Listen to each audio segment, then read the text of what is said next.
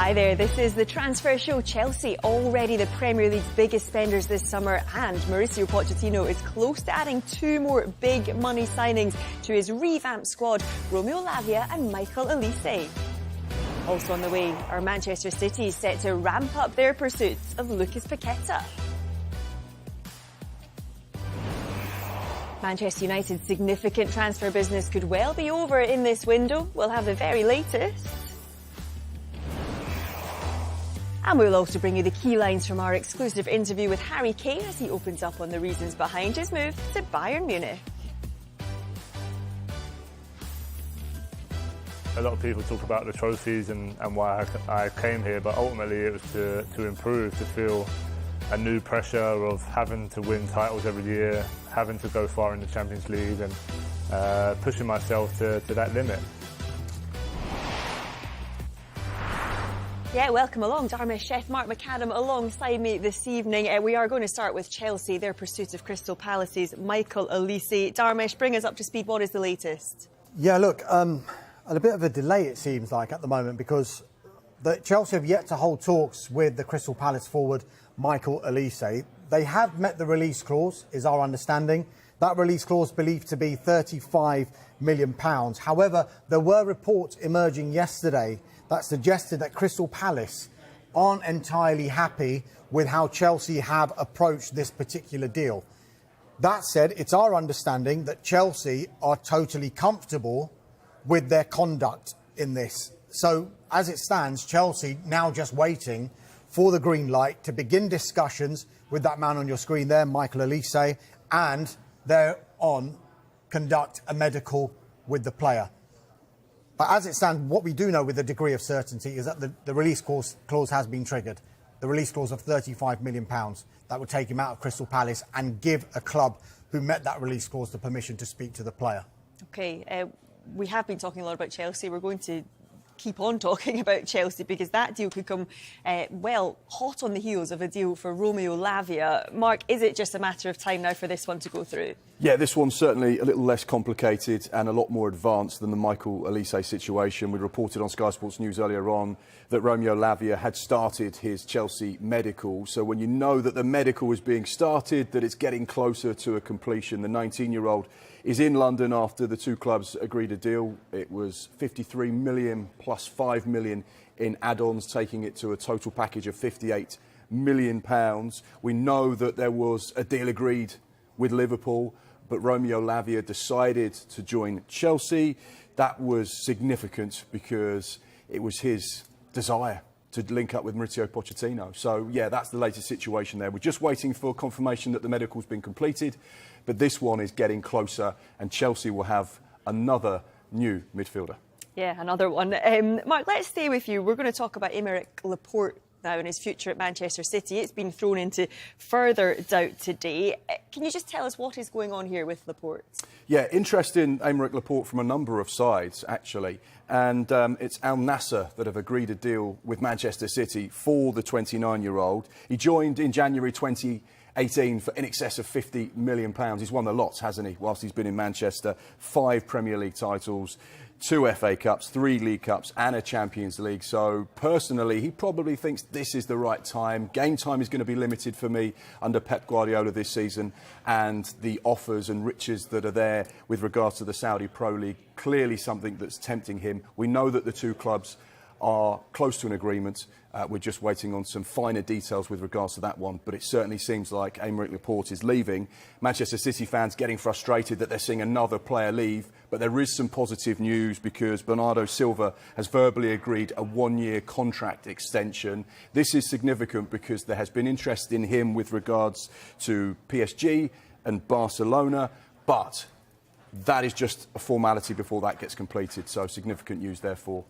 Silva. Mark touched on it there about Aymeric Laporte, talking about game time being limited. It was actually quite limited last season to what he would have wanted it to be. He was not the first choice in that centre of Manchester City's defence, and since then they've spent big money on Josko Vardiol from RB Leipzig. So you would think that Laporte's game time, which was limited last season, would be further limited this time, hence why City are probably open to doing a deal for Aymeric Laporte. OK, before we move on from City, where are we with Lucas Paqueta, Darmesh? Because this is a name that we've been speaking about for a wee while now. Yes, so as it stands, it's our understanding that West Ham United are expecting now an improved offer from Manchester City for their midfielder, Lucas Paqueta. We think that the verbal talks that happened between the two clubs, the early indication was that there was a massive gap in the valuation. We think that Manchester City were offering around £60 million. David Moyes was asked the question last week in his pre-match news conference before the Bournemouth game, and he said, yes, we have had an offer from Manchester City, but it has been rejected. We think that for West Ham United to even begin to consider an offer for Lucas Paqueta, it would have to be in the region or in excess of £85 million. That's his release clause for next summer. So that's why they're saying that's how much we would expect to get this summer. He's still got 4 years left on his contract. He's got an option for a further 12 months on his contract as well. So West Ham United hold all the cards. And while Paqueta is under contract and is being professional because he played against Bournemouth on Saturday, West Ham United can effectively feel quite comfortable in asking for what they want. The issue may arise if Paqueta starts to agitate and say, I want this move. But as it stands, the understanding is that Paqueta is very understanding of what West Ham's position is. And they know, and he knows, they want fair market value for him, which they consider to be around £85 million. They don't want to sell. They've got no intention of selling, but money does talk. And the lure of playing for the treble-winning champions, Pep Guardiola, and Champions League football, that has definitely turned his head. Yeah, but with that figure of 85 million, I mean, we know that that money exists, but will they pay that?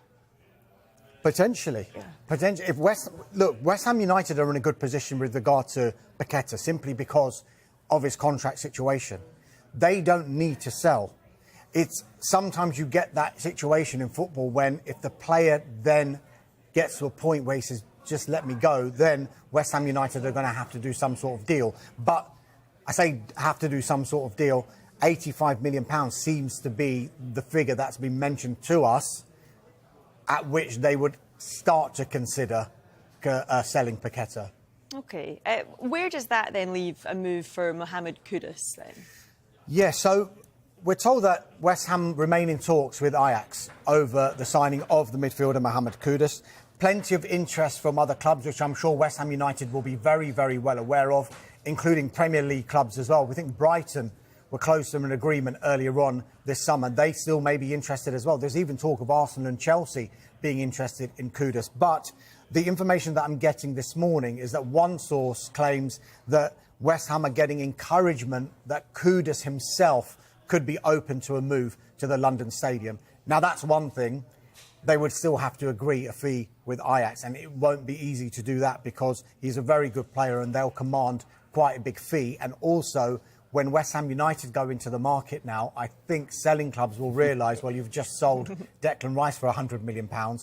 Normally, you know, you hear about the tax for Premier League clubs, the Manchester United tax. It could even be a West Ham United tax now, considering they've sold a player for that much money. Yeah, OK, stay where you are. We're going to get a bit more on one of the biggest transfer stories so far this summer in Harry Kane. He's opened up to Sky Sports News about the reasons behind his move to Bayern Munich, saying he wanted to feel the pressure of having to win trophies. Kane will make his league debut on Friday night against Werder Bremen, live on Sky Sports. A lot of people talk about the trophies and why I came here, but ultimately it was to improve, to feel a new pressure of having to win titles every year, having to go far in the Champions League, and pushing myself to that limit. And yeah, I think, you know, if you're winning games, if you're winning titles, if you're winning Champions Leagues, and I'm the one playing up front, it's more than likely mean I'm going to be scoring goals, which then allows you to win other individual awards. But that all comes from what you achieve as a team, and that's my focus first and foremost. And that starts this Friday. You know, we've got a long season ahead, a lot of pressure for Bayern Munich to win the league and to go far in the Champions League, and that's what I'm excited to try and challenge myself with. When you look back after your playing career, what would constitute success for you? What would be your ideal club and country success? Yeah, I mean, it's hard to put on, like how many trophies you want to win, but I think I've always said throughout my whole career I never want to retire and feel like I could have done more or I could have pushed myself a little bit more. And that was a big part of the decision making coming here, because I felt like to improve and to get better I had to be playing, at the highest level. And so yeah, look, of course I want to win every competition that I play in. That's the ultimate goal every season. But I think, when you finish your career, whenever that may be, you just want to make sure that you've pushed yourself to your limits, and that's what I'll continue to do.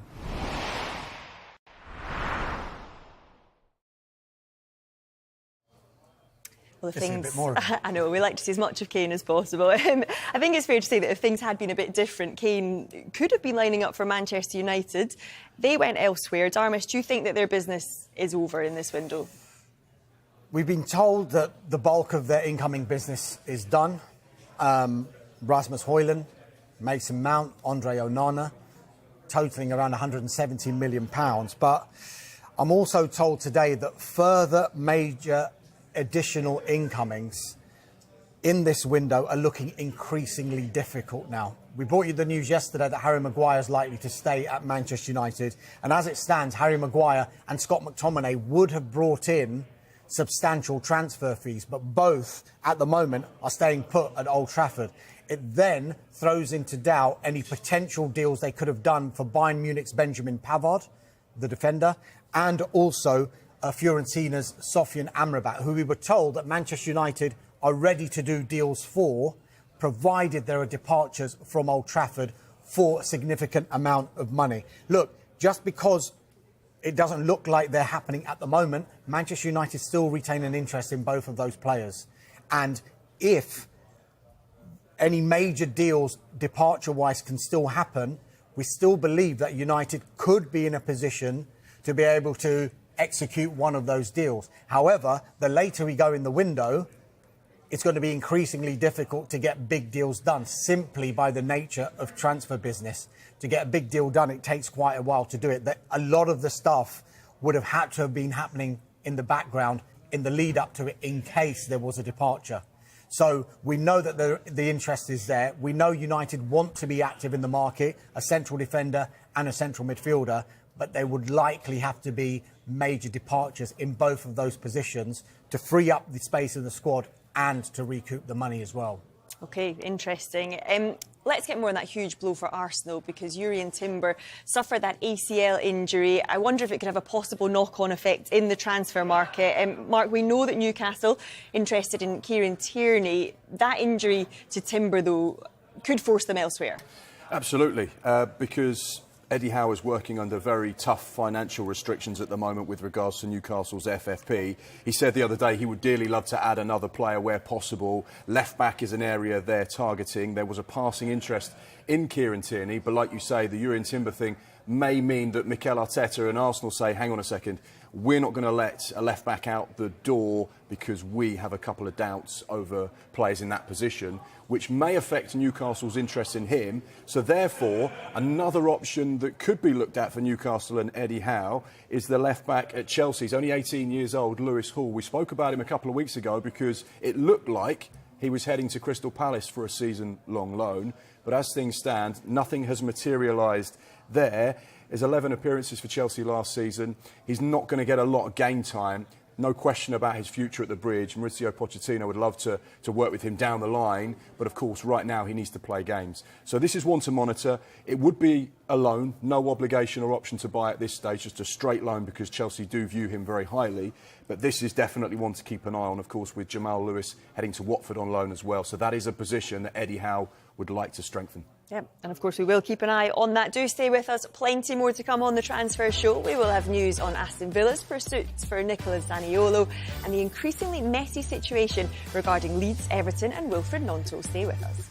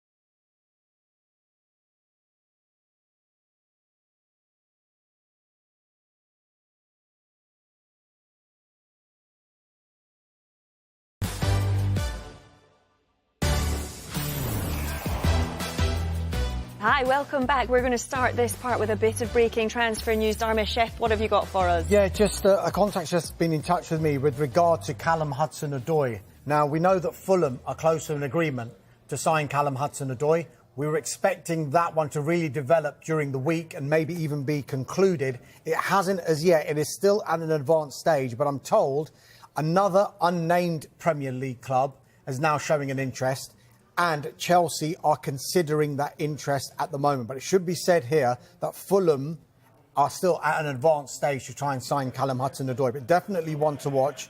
I will put a few texts in to see if I can get any more on it, and hopefully something by 7. Yeah, OK. Get those texts in. Mark, we'll come to you because we spoke about Nicola Zaniolo to Aston Villa yesterday. This one has moved on today, though. Yes, he's in the Midlands. He arrived in Birmingham today to start the medical, so we know that one is getting closer. And of course, once that's completed, he'll be then able to finalise the deal. He was a player that was of interest to Bournemouth. He went to Bournemouth in the January transfer window before joining Galatasaray. Obviously, Aston Villa are in the market because of the unfortunate injury to Emi Buendia as well. So this is a deal that works for everyone in terms of the loan. This would be the second time as well that the sporting director, Monchi, has signed Zaniolo, did it in 2018, so there's a relationship that's already existing there.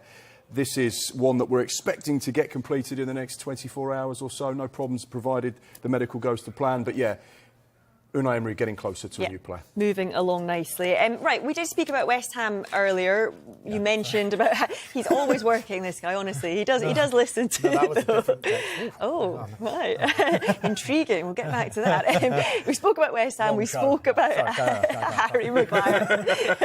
Not for now, Dharmesh. Harry Maguire, that move looks like it's not going to happen now. But a former Arsenal centre-back now in the frame. Tell us more. Yeah, this is a really interesting one. If I just waddle through my notes and find out exactly where I put that, in the panic that I had, I am really... here we are. Right, calm down. Take a breath.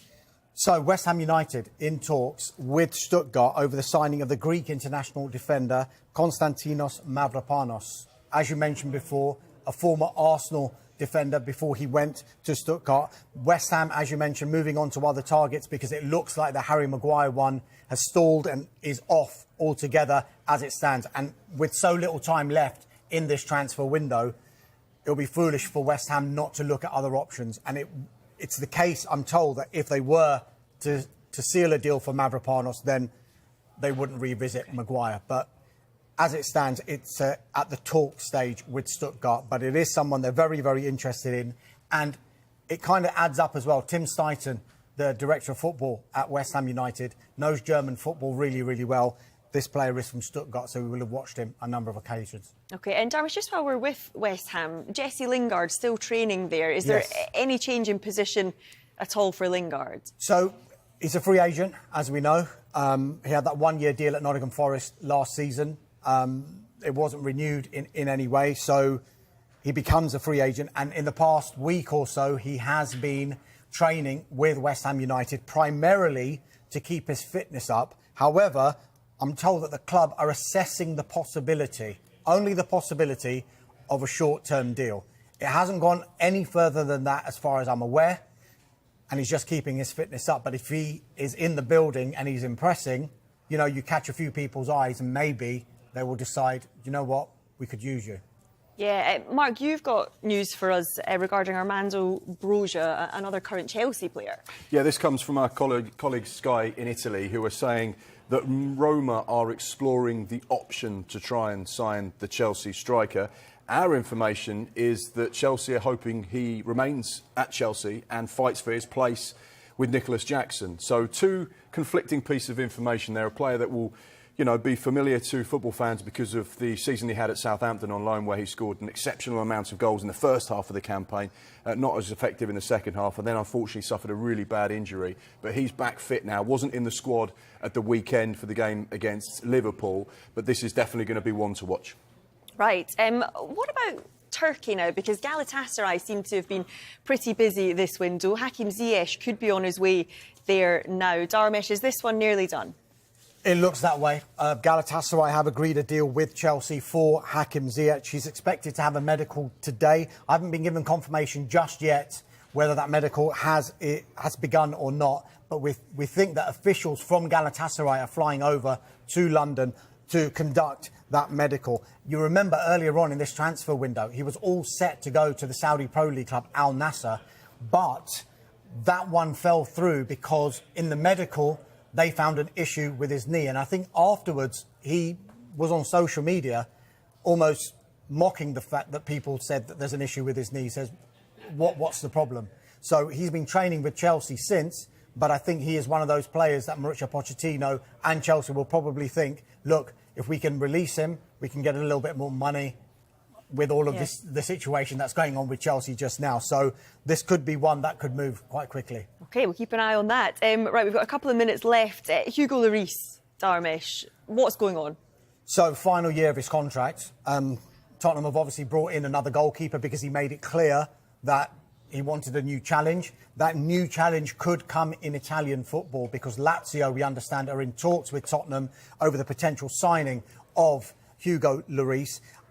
One of our colleagues in Sky in Italy was almost saying that maybe there might be an agreement between Tottenham and Hugo Lloris to mutually terminate the contract so he become a free agent. That's not the information we're getting as it stands, because in an ideal scenario, because he's still under contract, I think Tottenham would still want to command a transfer fee for their former captain. OK, we're just going to end with a bit of turmoil, I think it's fair to say, at Leeds, involving three players, all not training with the squad ahead of Friday's live match with West Brom. Mark, what is the latest?